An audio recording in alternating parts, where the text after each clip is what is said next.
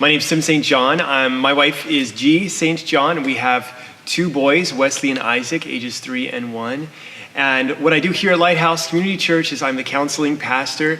I love it. I get to have this front row seat to grace and walk with people and just see God's amazing work in individuals' lives and just get to be a small slice of God's work in someone's life. So my name is David, and I'm one of the associate pastors here at Lighthouse, and I oversee a couple different areas of ministry. I oversee our worship services and our worship ministries, as well as some of the communication stuff. And that just means that all the technical talky bits and announcements and things like that, I get to think about those things. So that's exactly what I went to seminary for, was thinking about announcements. My name is Wayne. I'm one of the pastors here at Lighthouse. I oversee our children's ministry, 1-year-old to 5th grade.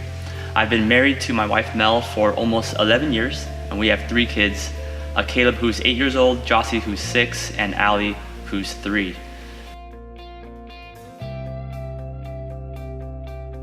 Some of my interests and hobbies is I love specialty coffee. I like drinking coffee, thinking about coffee, reading blogs about coffee.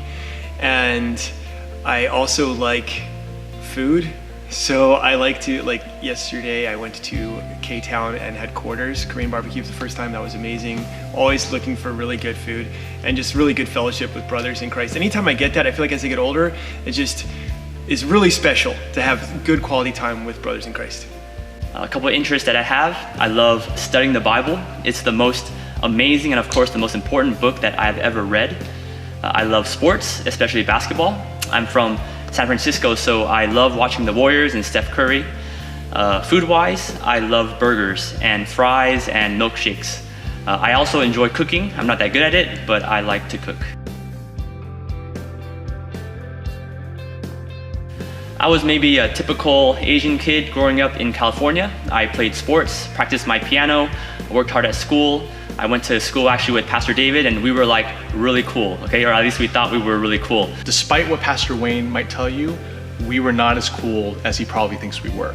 One of the reasons why we were so cool is we wore baggy jeans, all right? Like jeans that were 10 sizes bigger than what you would normally wear. They were so baggy that if you didn't have a belt, they would just fall off. The thing I would tell myself, maybe on a serious note, is that being a Christian, it requires all of you. This is not just something that you can kind of tack on to life, but being a Christian is a call to follow Jesus with everything you are. And I feel like that was such an important thing to learn in high school and beyond. I think maybe on a more lighthearted note, I think I would tell my high school self, the weight gain is going to come.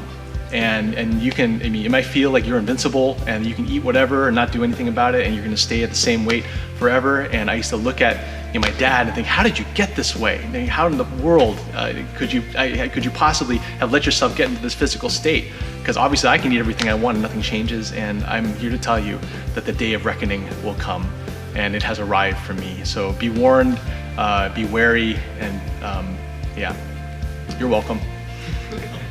Another thing that I would tell myself and remind you guys of is don't think that you are too young to make an impact for Christ. A lot of my best friends I got to know during my middle school and high school years, a lot of us are now in ministry and in some way actively serving in church, whether helping out with a church plant or serving in full-time ministry or just active in church and serving and loving others. And so I would just encourage the youth just to remember that they are not too young to make an impact for Christ.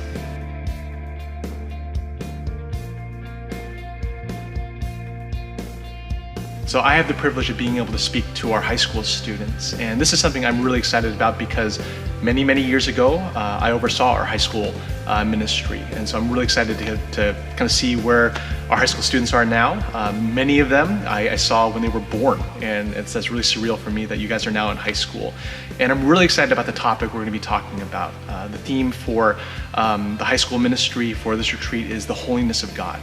And A.W. Tozer, who was a theologian who lived a long time ago, said that what comes into your mind when you think about God is the most important thing about you.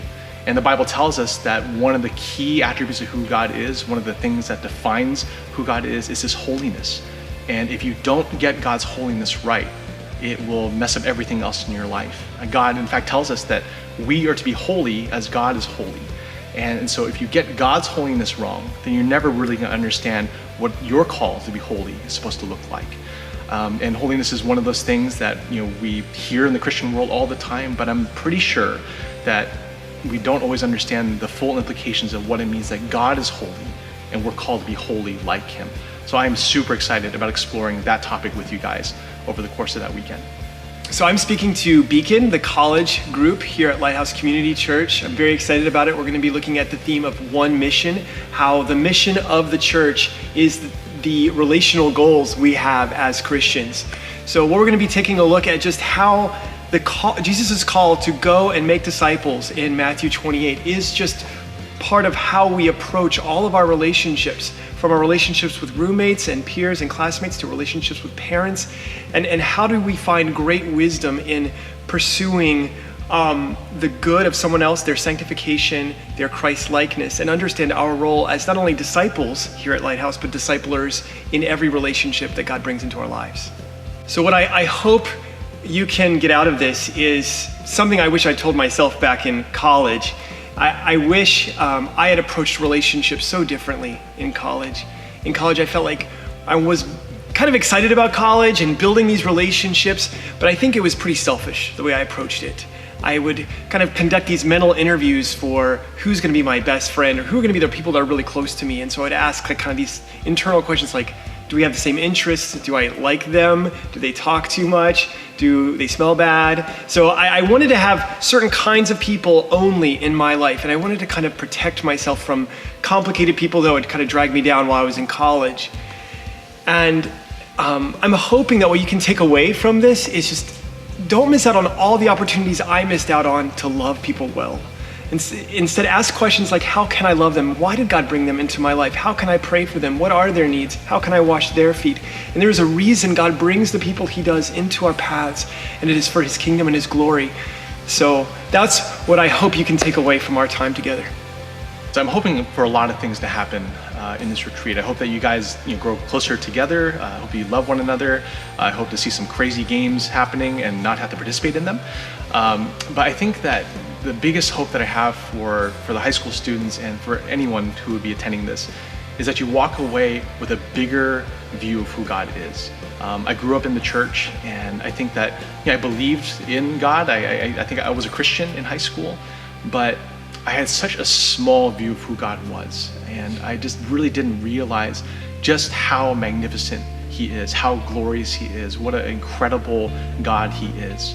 And having the right view of God, having a bigger, more expansive, more beautiful view of who God is changed everything for me.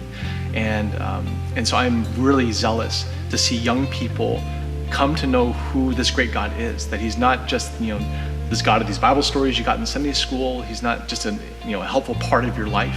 He's supposed to be your life, and he's bigger and better than anything you possibly could have imagined. So I'm really excited to see that develop.